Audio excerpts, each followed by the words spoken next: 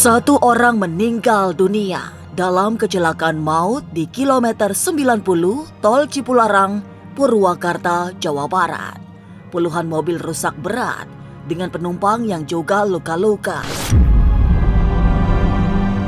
Tapi bagi seorang ahli spiritual, kecelakaan di awal pekan kemarin bukan semata kelalaian pengendara truk tronton yang oleng. Kecelakaan ini juga dipengaruhi oleh unsur-unsur tak terukur yang hanya bisa diraba secara metafisika. Pengaruh buto ijo yang haus darah adalah salah satu yang paling menentukan terjadinya kecelakaan maut. Biasanya, buto ijo tidak mendapatkan tumbal sehingga mencari tumbal dari pengendara mobil yang melintasi Cipularang. Tapi benarkah waktu paling berbahaya melintasi tol angker ini adalah jelang petang? Masa depan memang misterius dan penuh dengan tanda tanya. Tak usah menerka-nerka karena was-was akan menerawang kehidupan selebriti serta mengungkap asmara, karir dan peruntungan.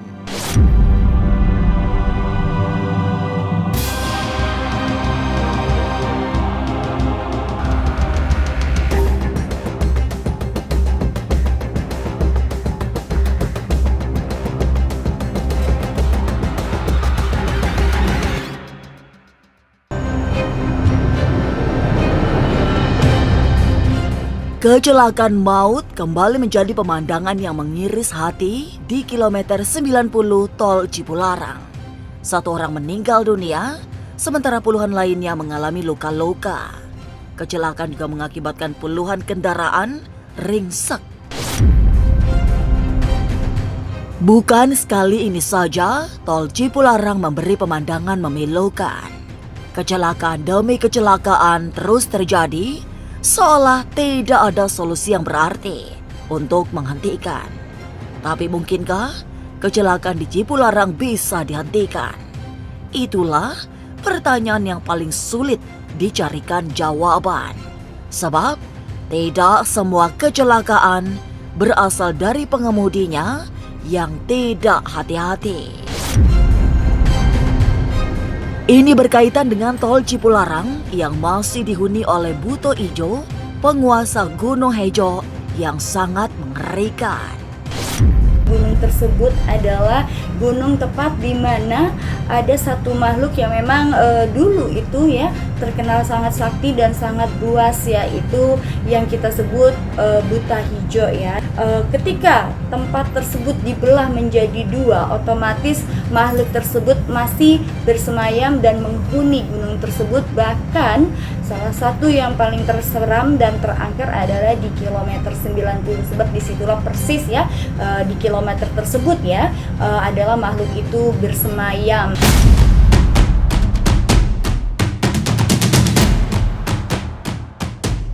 Buto ijo menjadi makhluk gaib paling kuat di sekitaran tol Cipularang. Wilayah edarnya ada di tempat-tempat yang biasa terjadi kecelakaan maut, termasuk kilometer 90 yang awal pekan kemarin membuat miris karena terjadi kecelakaan beruntun yang melibatkan puluhan mobil. Ulah buto ijo inilah yang membuat kecelakaan minimal 3 kali dalam 1 tahun. Biasanya terjadi jika buto ijo tidak diberi tumbal.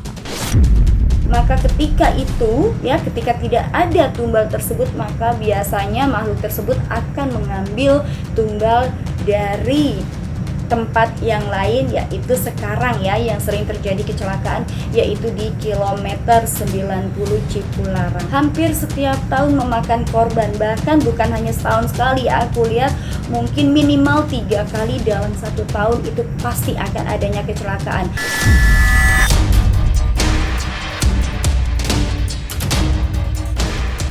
Memahami tol Cipularang memang tidak bisa dengan cara verbal. Ada sisi spiritual yang harus disertakan karena kawasan ini memang seperti dimensi berbeda yang menjadi tempat makhluk halus berkeliaran. Ada pusaran gaib sangat kuat yang jika tidak diwaspadai membuat terjerumus ke lembah metafisika yang dalam. Apalagi makhluk tak tampak yang menghuni kawasan Cipularang berbagai jenis dari banyak tempat angker. Makhluk yang tak kasat mata yang tinggal di situ itu banyak sekali, bermacam-macam bentuknya, dari yang berbentuk hewan maupun berbentuk putri pun ada. Namun di situ sang penguasanya adalah yang kita sebut namanya makhluk buto hijau itu ya, yang kita sebut namanya ya buto hijau ya, disebutnya ada Ki Buto ya, Ki Buto hijau yang memang di situ adalah sang penguasa paling terkuat dan yang memang memiliki kawasan tersebut. Dan kemudian itu tadi, beliau itu adalah sosok makhluk yang sangat serakah dan haus akan darah.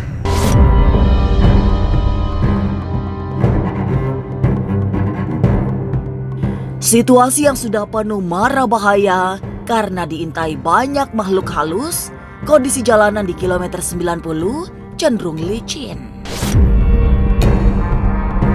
Suasana mencekam datang jika kantuk melanda pengemudi. Sebab peristiwa itu bukan semata karena gejala tubuh yang mulai lelah. Ada faktor tak terlihat yang sesungguhnya sedang dihembuskan makhluk halus sehingga kantuk terasa bertambah berat. Jika tidak waspada, rasa kantuk semakin melenakan sehingga kecelakaan tak terhindarkan. Kawasan jalan tersebut juga sangat licin, apalagi ketika sekarang ini masa-masa hujan ya, maka jalan selain jalan licin juga jalan yang berbelok-belok juga membuat para pengemudi itu kadang-kadang merasa ngantuk. Justru ketika seorang pengemudi merasa ngantuk, kita harus waspada dan hati-hati. Itu adalah suatu pertanda bahwa itu akan adanya musibah, karena biasanya makhluk tersebut ketika mereka mau mengambil mangsanya, dia akan memberikan pandangan kabur pada matanya, yaitu dimulai dari tanda-tanda ngantuk, kemudian mata yang sudah memang berat sekali dan kabur pandangannya, maka di situ juga akan ada kabut yang tiba-tiba menyelimuti dan otomatis kita tidak bisa melihat jarak pandang kendaraan apa yang ada di belakang dan di depan kita, maka itulah sering terjadi remblong.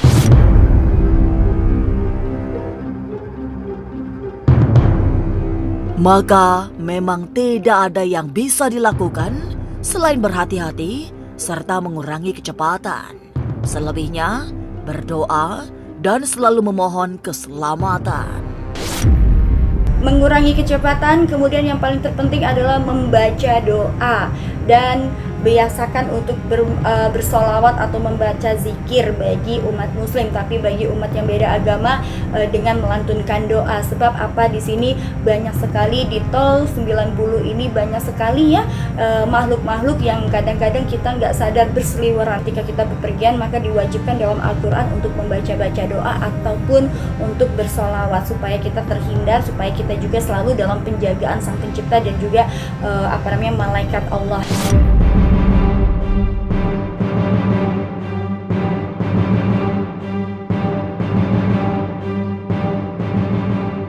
Kecelakaan maut yang melibatkan puluhan kendaraan di kilometer 90 tol Cipularang terasa seperti penuh misteri. Ada sesuatu yang tidak biasa karena melibatkan sangat banyak mobil. Tapi benarkah menjelang sore adalah saat paling berbahaya untuk melintasi Cipularang? Mungkinkah saat itu Buto Ijo, penunggu Gunung Hejo, mulai beraksi?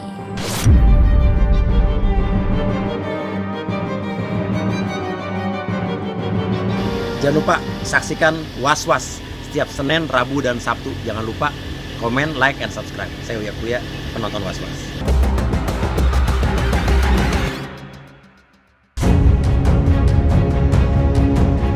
Kecelakaan maut di tol Cipularang yang terjadi jelang petang adalah keniscayaan.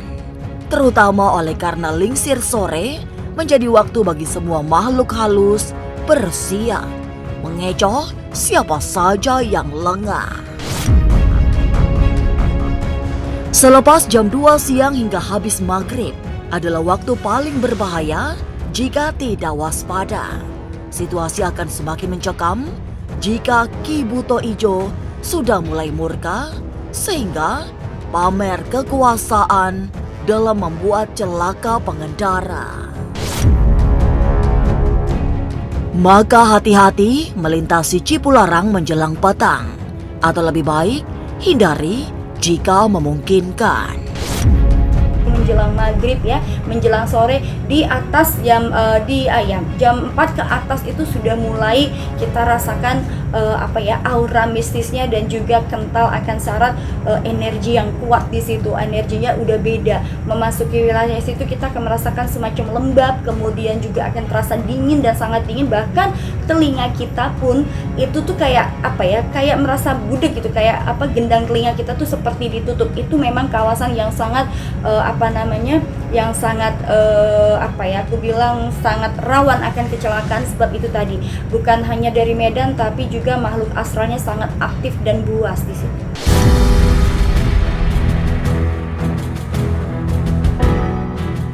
Cipularang yang gampang membuat gamang memang menjadi kawasan paling berbahaya pada petang hari karena semua makhluk halus dari banyak jenis berkumpul di sana. Kondisi yang sebaliknya terjadi pada pagi hari. Inilah saat berkendara yang paling aman dari gangguan para penghuni alam gaib. Sejak matahari terbit hingga menjelang tengah hari adalah waktu yang paling pas untuk melintasi Cipularang. Sebab kondisinya aman dari segala gangguan apapun. Menjelang sore antara jam 2 sampai dengan ke atas itu sudah start. Jam 2 tuh sudah perubahan cuacanya sudah beda. Kalau pagi kita jarang sekali ya, kayak sepertinya kalau makhluk seperti itu aktifnya itu memang menjelang maghrib ya. Biasanya mereka pun akan prepare itu jam 2 itu sudah mulai aktif. Kalau pagi hari jarang sekali ya, sebab pergantiannya waktunya beliau itu adalah kalau sudah terbitnya matahari beliau sudah tidak menampakkan diri, bahkan biasanya sudah kembali normal ya. Bahkan makanya aku bilang menjelang jam 2 sampai ke atas itu waktunya aktif. Di situ sering terjadi kecelakaan, jarang sekali terjadi kecelakaan di pagi hari kecuali memang itu tadi ya human error, artinya memang manusianya yang kalau sudah ngantuk memaksakan diri.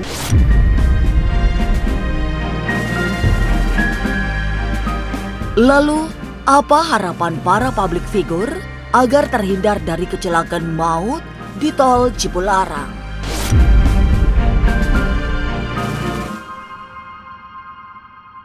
Jangan lupa saksikan Was-Was setiap Senin, Rabu, dan Sabtu. Jangan lupa komen, like, and subscribe. Saya Uya Kuya, penonton Was-Was.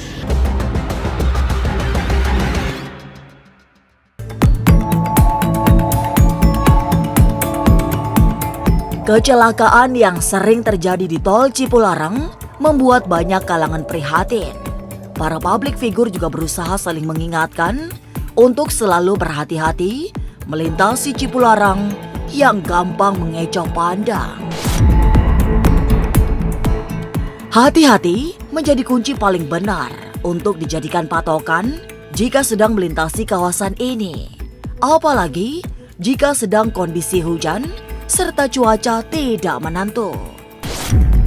Bener, emang harus berhati-hati juga kalau lagi berkendara, karena bahkan aku tadi lagi moving lokasi aja bahaya juga, mobil sempat kegelincir dikit itu karena saking derasnya hujannya, saking lebatnya tuh badai, jadi nggak ada pandangan sama sekali, jalanan banjir dan tiba-tiba mobil bisa glosor aja gitu. Jadi harus lebih berhati-hati untuk yang berkendara. Pasti kita semua harus waspada, stay safe dan saling mengingatkan. Keluarga terdekat sih yang paling gampang ya, saling mengingatkan untuk saling menjaga diri.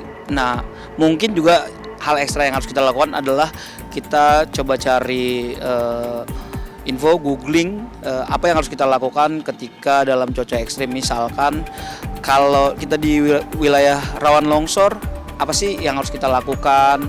Terus kalau kita di wilayah banjir, apa sih yang harus kita lakukan? Ya biasanya sih kalau teman-teman atau warga yang tinggal di wilayah banjir, mereka sudah tahu tuh apa yang harus dilakukan.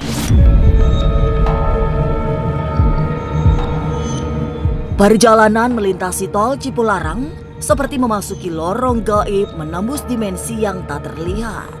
Harus berhati-hati sebab memang tidak semua bisa memahami apa yang sedang terjadi. Kecelakaan demi kecelakaan pada akhirnya dapat dipahami bukan semata faktor jalan yang licin atau pengemudi yang lalai. Ada sesuatu yang mesti dipahami bahwa kawasan Gunung Hejo yang di belah jalan adalah tempat angker yang sukar ditakar. Pemirsa, saksikan terus Was-Was yang akan meneropong kehidupan sejumlah selebriti, tentunya hanya di YouTube channel. Dan pastikan untuk subscribe, share, komen, dan like, karena Anda patut was-was sebelum menyaksikan Was-Was.